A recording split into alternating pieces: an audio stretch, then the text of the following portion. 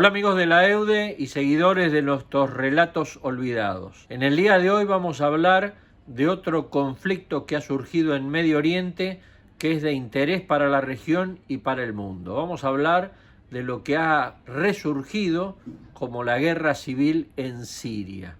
La guerra civil en Siria ya ha tenido 2 episodios y en este tercer episodio, por llamarlo de alguna forma, vamos a dar un poquitito los orígenes de esta guerra civil.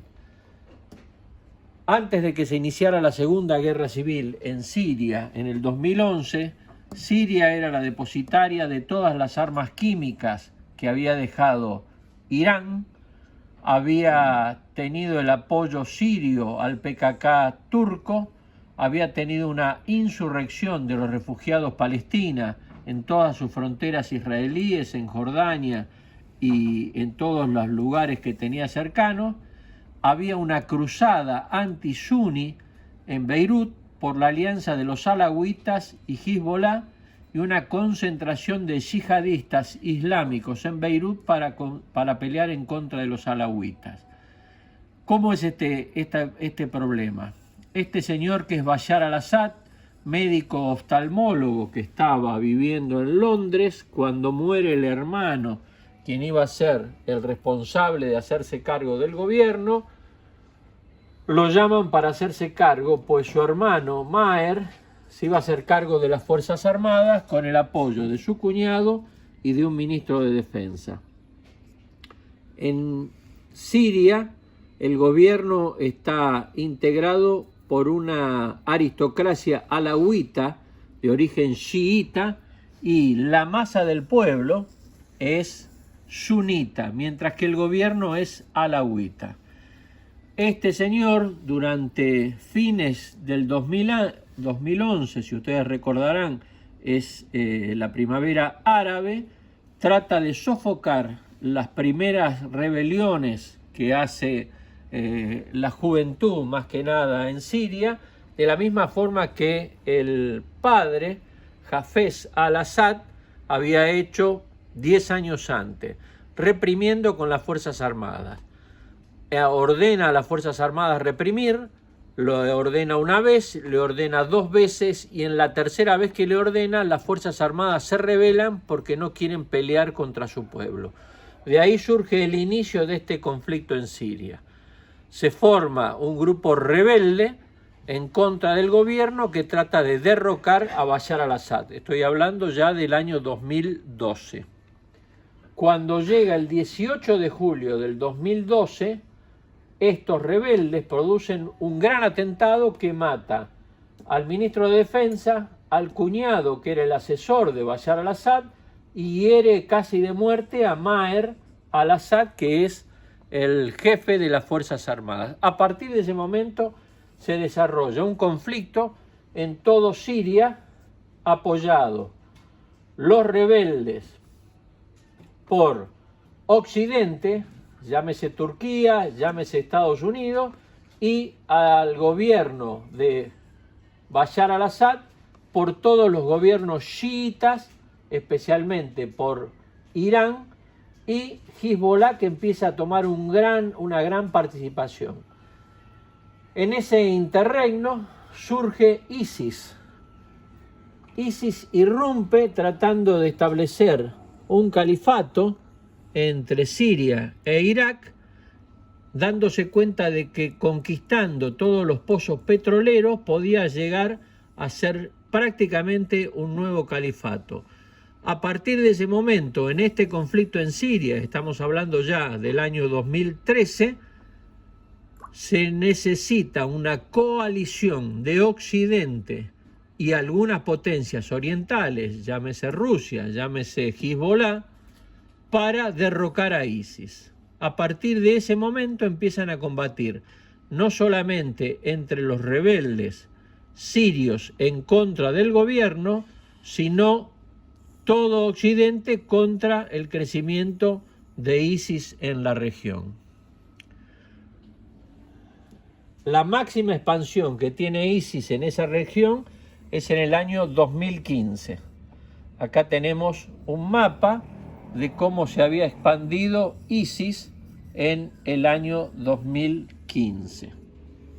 A partir de ahí empiezan a actuar las fuerzas occidentales, las fuerzas orientales, para degradar a ISIS, que es el mayor problema que había en esta región. Se forman distintas alianzas, tanto en el lado de Occidente, incluyendo a la nación étnica kurda, que es la única etnia que fue separada arbitrariamente después del acuerdo Sykes-Picot en 1916, y entre kurdos, acá los tenemos, a los kurdos, los rebeldes, las fuerzas que se van creando, Estados Unidos, apoyado por distintas cuestiones de Israel y Turquía, en contra de derrotar a ISIS, y el gobierno sirio, con el apoyo ruso y con el apoyo de Hezbollah, también aprovechando para derrotar a ISIS. ISIS va siendo degradado, y en esta degradación se aprovechan los turcos para ir eliminando los problemas que tenían con los kurdos en su frontera norte, aduciendo que formaban parte de ISIS. A partir de ese momento, ISIS, que tenía dos capitales, en Mosul, en Irak, y Raqqa, en Siria, empieza a ser degradado por ambas fuerzas. En noviembre del 2016 se conquista Mosul y todos los guerrilleros de ISIS deben replegarse hacia el desierto. En octubre del 2017 dejan Raqqa, que también ha sido conquistada, y se empiezan a dirigir a la frontera entre Siria e Irak. Después que caen ambas capitales, se repliegan al desierto fronterizo, pero siguen presentes en las células dormidas. A partir de ese momento, Siria prácticamente queda dividida por el río Éufrates. Acá lo tenemos al río Éufrates.